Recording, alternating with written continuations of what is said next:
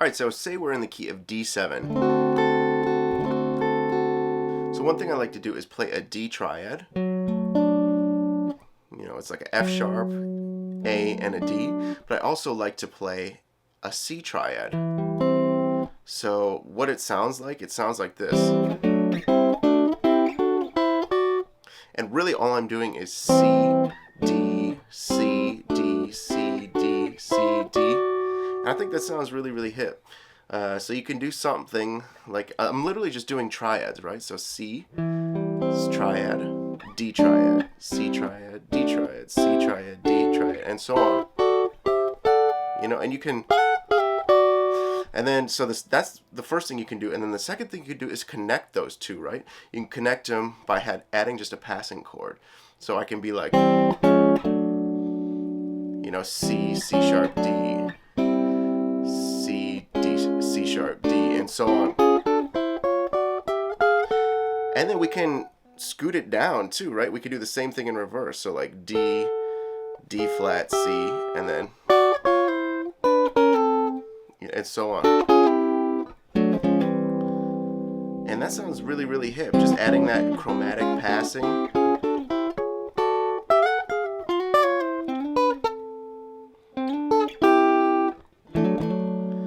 So I really, really dig that. So that's the second thing you can do. And the third and final thing you can do is just add that little pinky. So I'm playing a D triad. So F sharp, A, D. And I'm using my pinky to hammer on the G string. So 7, 9, 7. And you can build on what we've been talking about in tips 1 and 2, which is playing C and D. You could say something like a,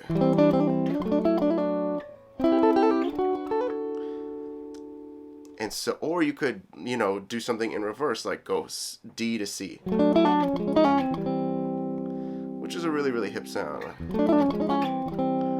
right? So I'm playing like this little D thing, this little D triad with this hammer on, scoot it down a half step, and scoot this down a half step. And that little motion you can add, and you can go all the way up and down the neck. Let's recap. So step 1 is just to play a D triad and a C triad.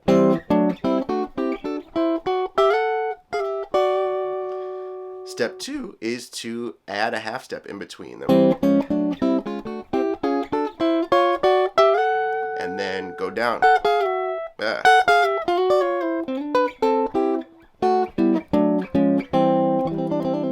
And then, I hinted at it right here. And then step 3 is to add this little pinky flourish. And